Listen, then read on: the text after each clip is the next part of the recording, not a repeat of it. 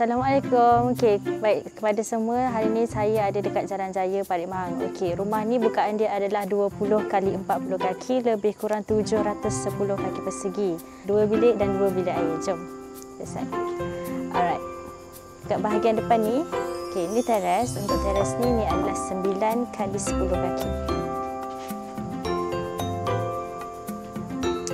Alright, jom kita masuk. Assalamualaikum. Okey, sekarang kita berada dekat living room. Untuk living room ni adalah 9 kali 20 kaki.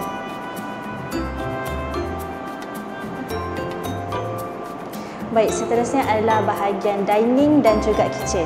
Untuk ruang ini adalah 15 kali 10 kaki.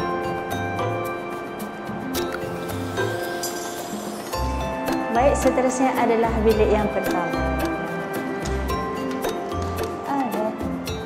Baik, ini adalah bilik yang pertama. Untuk bilik ini 9 kali 10 kaki.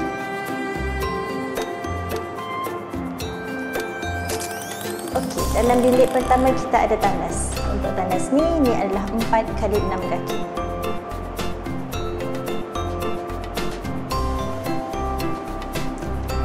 Baik, seterusnya adalah bilik nombor 2. Okey, untuk bilik nombor 2 ni adalah 9 kali 10 kaki juga.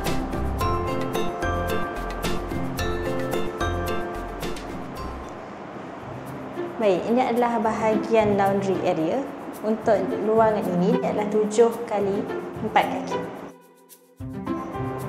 Okey, dekat belakang ataupun kat dapur kita ada tandas juga. Untuk tandas ni sama juga 4 kali 6 kaki.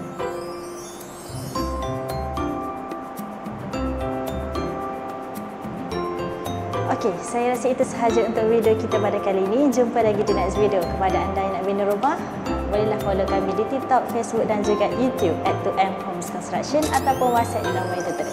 Jumpa lagi.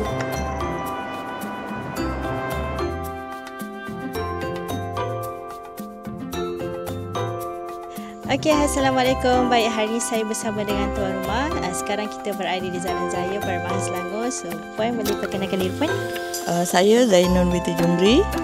Okey, Puan. Soalan saya, dekat mana Puan kenal 2M? Okay. Saya kenal dengan 2M Construction melalui Facebook dan juga rakan-rakan yang memperkenalkan kepada saya. Sepanjang pembinaan rumah ni, macam mana perbincangan kita antara Puan dengan kami lah? Saya sangat berbangga dan berterima kasih kerana berurusan dengan 2M sangat baiklah dan cemerlang. Setiap urusan diurus dengan segera. Okey, Puan. Lepas rumah ni siap, kita dah tengok rumah ni dah berdiri teguh dah ni. Apa perasaan Puan?